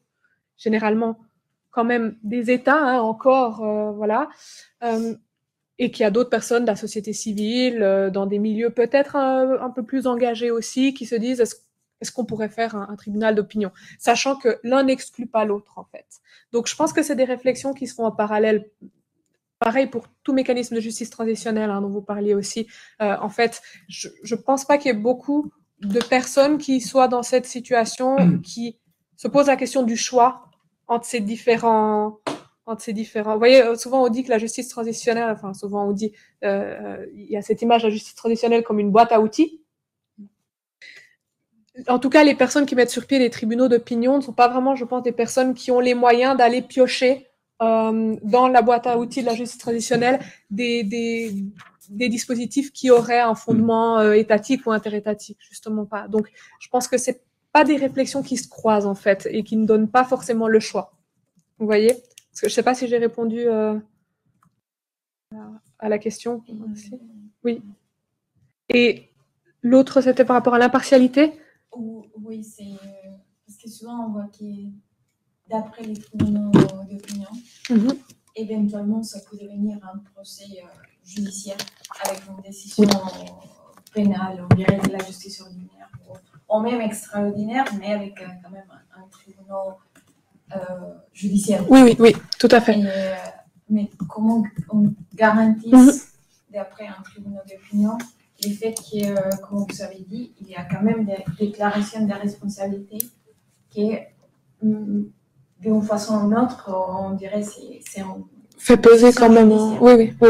Et donc, comment garantir l'impartialité d'un tribunal d'opinion qui est, auquel c'était conformé souvent par les citoyens, si j'ai bien compris. Oui. Mais comment garantir que ça... Oui, comment garantir la validité l'impartialité, donc oui. Qui a justement pas que ça va pas au-delà de la présomption d'innocence des victimaires. Oui. Alors, ma réponse, je ne sais pas si elle sera satisfaisante parce que ça dépend. Ça dépend du tribunal d'opinion. Déjà, il faut savoir qu'il y a des tribunaux d'opinion qui n'en ont rien à faire, vraiment, hein, je parle un peu familièrement, mais dont les acteurs actrices n'en ont rien à faire d'apparaître impartial ou pas. Le tribunal mondial sur l'Irak, c'est très clair, nous sommes des personnalités engagées, nous partons du présupposé de l'a priori, qui en fait plus qu'un a priori, nous partons de la conviction que tels crimes ont été commis, et nous voulons simplement énoncer cette vérité. Donc il y a des tribunaux d'opinion qui ne sont pas préoccupés par cet enjeu d'impartialité. Vous avez donné l'exemple du tribunal Monsanto avant. C'est un excellent exemple parce que là, par contre, on a l'exemple inverse, on a l'illustration inverse, c'est-à-dire des organisateurs, organisatrices, dont j'ai rencontré d'ailleurs certaines, qui, dès le départ, disent il faut qu'on garantisse à tout prix l'impartialité du tribunal, sachant que on a toute une histoire de critique de partialité qui nous pèse dessus. Comment alors là, c'est un exemple parmi d'autres. Hein. Je pense qu'il y a d'autres stratégies. Mais comment l'idée, c'était déjà, premièrement, de totalement séparer le comité d'organisation des juges. Donc, on a ici nommé des juges qui n'avaient aucun lien avec le comité d'organisation, des juges qui, par ailleurs, étaient des juristes, dont Françoise Tolkens, que vous connaissez peut-être, qui a été vice-présidente de la Cour européenne des droits de l'homme, Donc, des personnalités dont certaines sont magistrates, reconnus comme tels. Quand même, les magistrats et les magistrates, c'est la figure par excellence de l'impartialité, peu importe ce qu'on peut dire par rapport à cette impartialité, mais c'est bien ce qu'ils et elles représentent. Donc là, la stratégie elle a été très claire, c'était ceci, des personnes qui sont reconnues pour leur capacité de juger de manière objective. Et le choix qui avait été aussi fait pour le tribunal Monsanto, c'était de ne pas rendre un jugement. Donc personne n'a été déclaré coupable de quoi que ce soit, mais c'était une opinion sur le modèle de la Cour internationale de justice. Donc une opinion qui, pour le coup, était fondée entièrement sur le droit. Là, on voit que le droit, il y a un recours au droit très clair aussi pour dépolitiser totalement le processus. Totalement. Le droit ne dépolitise jamais totalement, hein, je pense. Mais vous voyez, dans le discours, c'est ça. Donc ça, c'est un bon exemple de comment chercher à garantir l'impartialité. Il en demeure pas moins que le tribunal international Monsanto, hein, qui s'est tenu en 2017, qui a été organisé en tout cas en 2017, a fait l'objet de critiques assez claires, dont des critiques de la part de représentantes de la firme Monsanto, qui est aujourd'hui devenu Bayer, hein, qui disait c'est uniquement un procès à charge, Monsanto ne sera pas présent. Donc vous voyez que malgré les efforts, la critique de l'illégitimité, de la partialité, elle demeure plus forte que tout.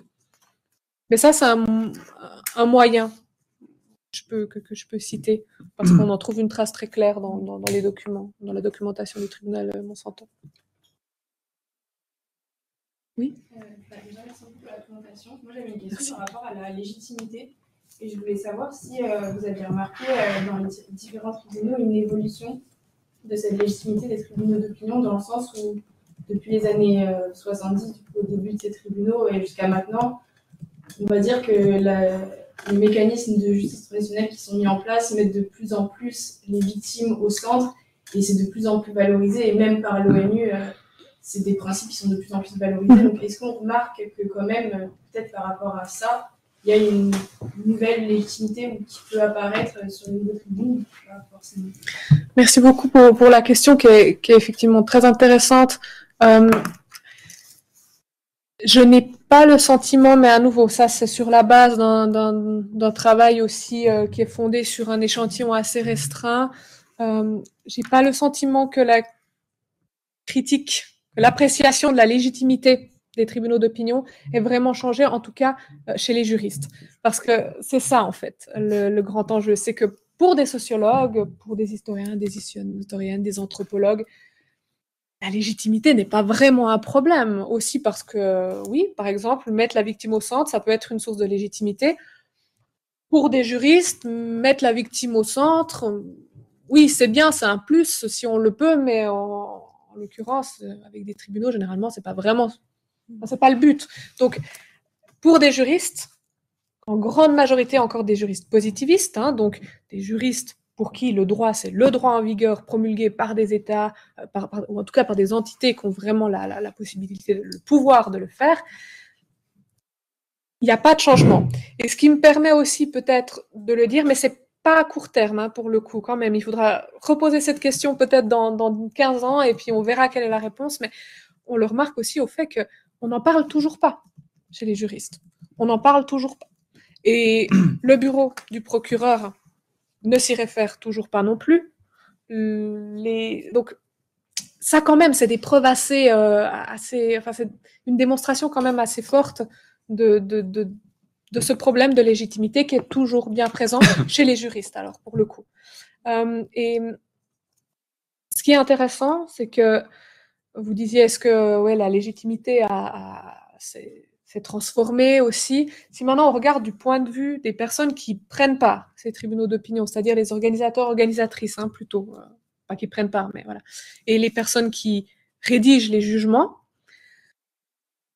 j'ai ce sentiment à nouveau sur la base d'un échantillon toujours restreint, parce qu'on ne peut pas couvrir les 300 tribunaux d'opinion, mais qu'il y a de plus en plus de tribunaux d'opinion qui se juridicisent. Ça, c'est quand même un constat qu'on peut faire. Donc, là est le paradoxe, finalement, c'est que il y a une reproduction, il me semble, une reproduction accrue d'un système qui lui-même rejette le tribunal d'opinion. Donc ça, c'est aussi un constat. Je pense que il y a quand même de plus en plus de tribunaux d'opinion qui sont organisés avec un peu plus de moyens aussi quand même, parce que on retrouve certains acteurs, certaines actrices qui ont déjà participé à d'anciennes initiatives. Il est possible qu'il y ait quand même quelque chose qui devienne un peu plus substantiel à cet égard-là. Mais oui. Mais qu'ils le font par peur de ce procès en légitimité. Du moins qu'ils se parent en avance du fait que pour pas qu'on nous prenne pour un tribunal d'opinion au pire sens possible du mot opinion, on se part avec le rituel avec l'investigation judiciaire, avec l'apparence. Parfois, voilà, tout à fait.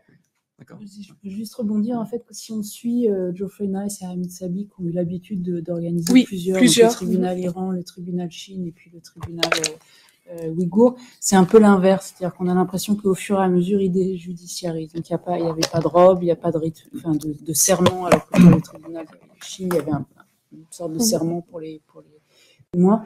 Donc, oui, mais ça, c'est un peu l'effet inverse. En fait, je pense qu'il y a... C'est hyper intéressant d'avoir aussi c'est très intéressant d'avoir ce retour-là, parce que, en fait, on remarque une chose aussi, c'est que ces tribunaux d'opinion ne fonctionnent pas ensemble. C'est-à-dire que, voilà, en fait, il y en a qui se judiciarisent, pendant que d'autres se déjudiciarisent sur le constat que, en fait, ça n'a pas aidé. Donc, il y a des mouvements très pluriels au sein même de ce grand phénomène qui n'a rien d'un phénomène univoque. Voilà, exactement. Il y a quelque chose de l'adaptation, de justice adaptative, en fait, en fonction de la situation. Par exemple, aussi. Le tribunal Chine, il y avait des statuts, le tribunal ouïghour, ils ont refusé les statuts. Oui. Qu'à chaque fois, il y a une sorte d'expérience utilisée différemment en fonction du besoin. Oui. Et ça, c'est assez intéressant parce que il y a un autre exemple qui est celui du tribunal sur l'Indonésie de 2015, où j'ai eu un contact avec une des organisatrices qui m'a dit « Je vous transmets les statuts qui ne sont jamais, ou la charte du tribunal d'opinion, qui n'a jamais en réalité été utilisée parce que finalement une majorité des membres ont estimé que ça serait probablement contre-productif. » Alors que le tribunal d'opinion de Tokyo, il y a une charte, il y a des robes, c'est très très ritualisé. Donc voilà, c'est assez varié. Oui? Je rejoins mes camarades, je vous remercie beaucoup pour la présentation. Merci à vous. J'avais aussi une question, c'est un peu plus pratique, mais c'est une curiosité plutôt. Vu qu'il y a quand même cette dynamique de remettre au centre les victimes et de chercher d'une certaine façon aussi à les défendre, quels sont les mécanismes de protection des témoins dans le cas des tribunaux d'opinion? Parce que vu que depuis que je sais que j'ai pu apprendre grâce à vous, et il me semble que quand même il y a très peu de poids judiciaire et de poids effectif des gens qui gèrent les tribunaux d'opinion. Comment ils arrivent vraiment à garantir d'une certaine façon l'immunité et la liberté des témoins? Alors, merci beaucoup pour la question, à laquelle c'est difficile de répondre. Pourquoi? Parce que il faudrait des enquêtes de terrain pour savoir comment ça se passe. C'est très peu explicité, c'est très peu verbalisé, cet enjeu de protection des victimes, dans la documentation des tribunaux d'opinion. En tant que juriste qui est travaillé sur des textes et qui est fait un peu de terrain unique, principalement pour enrichir mes constats, mais voilà, placé en tant que juriste qui a travaillé sur des textes, ça c'est quelque chose dont je n'ai pas connaissance. Par contre, ce que je peux vous dire, c'est que effectivement, c'est rarement verbalisé dans la documentation. Il y a parfois un passage qui dit à quel point c'est important de garantir la protection des victimes, mais on ne sait pas comment. De la même manière que cet objectif d'empouvoirment des victimes qui revient beaucoup, dans les faits, comment ça se passe? C'est une véritable question. Il y a très peu de transparence à cet égard-là. Donc, il y a un discours qui est très clair. Mais qu'est-ce qui se passe en pratique? Ça, typiquement aussi, c'est quelque chose qui manque encore. Et ce qu'on sait, c'est qu'il y a parfois des psychologues qui sont sur place, qu'il y a parfois de la sécurité qui est sur place. Mais ça s'arrête plus ou moins là, en tout cas, en lien avec les tribunaux d'opinion sur lesquels j'ai travaillé, on ne sait pas beaucoup plus. Pour les tribunaux d'opinion des femmes, c'est quelque chose qui apparaît davantage. C'est là justement où on sait qu'il y a un soutien psychologique pendant les audiences, alors que d'autres tribunaux d'opinion n'en parlent même pas, et on ne sait même pas, justement, de fait, s'il y a quelqu'un qui est présent pour assurer ce soutien-là. Mais c'est très difficile de répondre, en effet. Sans études de terrain, alors, typiquement, ça, c'est une réponse qui pourrait être apportée grâce à un travail de terrain pour, à nouveau, un petit échantillon de tribunaux d'opinion, mais peut-être que Chloé Drieux a Peut-être que toi, tu as quelque chose en plus. Pour les Ouïghours, il y avait 2 conseillers, ils n'appelaient pas ça des psychologues, mais des conseillers qui étaient aussi à la fois à la disposition des membres du tribunal, mais qui n'ont pas été sollicités en même temps qu'il y a eu un stress et des moments d'intense émotion, panique avant de témoigner, mais on a l'impression que c'était un petit peu... C'est-à-dire que la communauté de victimes faisait suffisamment corps pour interagir entre eux pour régler cet aspect émotionnel. Et puis pour le tribunal ouïghour, ce sont en grande partie, alors j'ai pas regardé, mais peut-être la moitié ou en tout cas un bon tiers de victimes émissaires, dans le sens où elles ont déjà témoigné, souvent des femmes, des hommes aussi, de très nombreuses fois. Mais pour c'est en Angleterre, alors le rapport à l'ordre et à la protection un peu différent. Il n'y avait pas de détecteur de métaux, par exemple, quand on allait aux audiences à Londres, alors qu'en France... Mais je me demandais, en t'écoutant Camille, c'était intéressant parce que je me disais, mais à partir de quand, ce qu'on appelle un tribunal commence et s'arrête?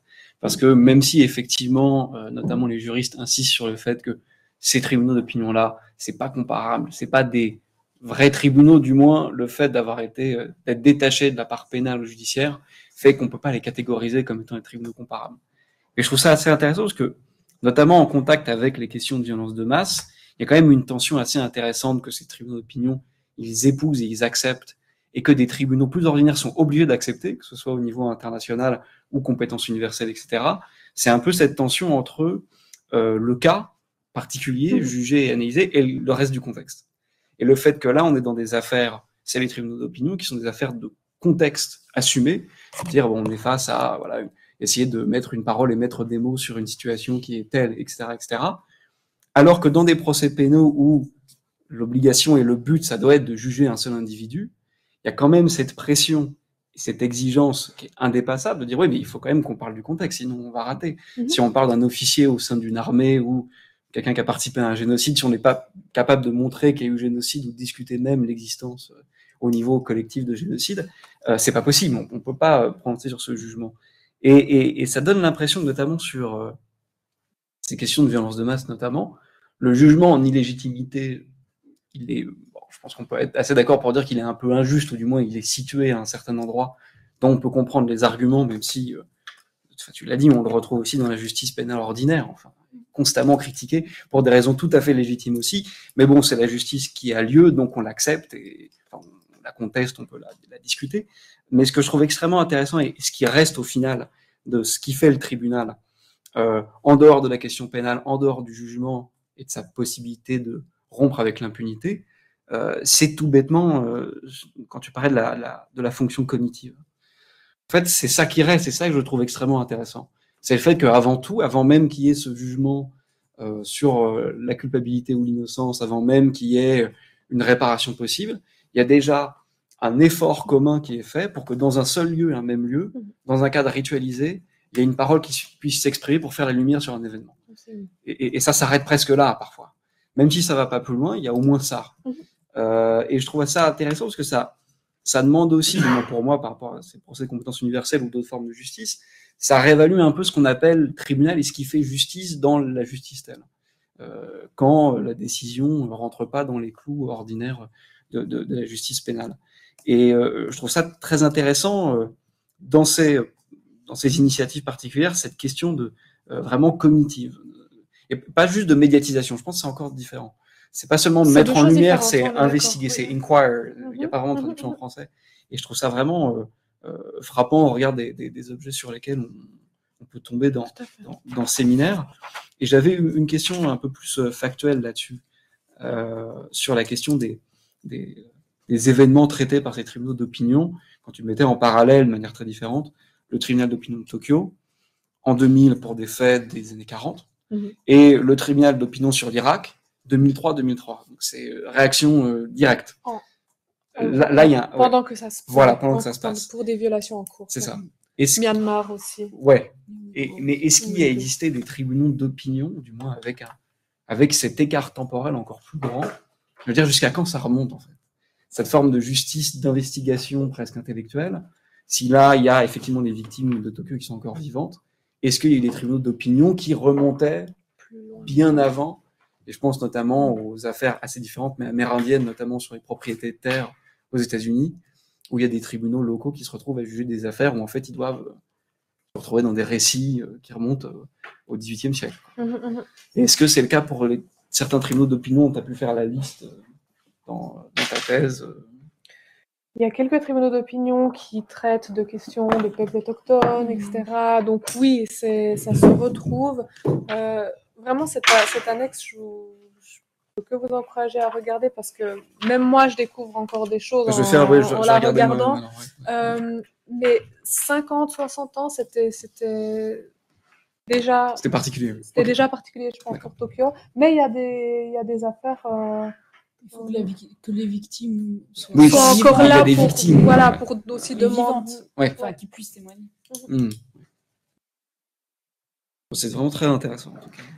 Merci beaucoup, mais c'est vrai que... Comme tu as dit, je pense que quelque chose qu'on ne peut pas leur enlever, c'est cette validation des faits, vraiment. C'est de dire ceci, c'est produit. Ce qui peut être très fort lorsque soit on a un État qui dit ça ne s'est pas produit, ou un État qui ne dit rien, mais de dire ceci, c'est produit, ce qui contribue aussi à cet objectif du plus jamais ça, dans une certaine... Et c'est pas seulement déclaratif, c'est aussi descriptif. Et c'est ça aussi la force. Oui, ça aussi la force. Absolument. Merci beaucoup, merci infiniment. Merci à vous. La prochaine fois, c'est le 25 mars, c'est Julie Goffin sur l'affaire Bemba. Donc,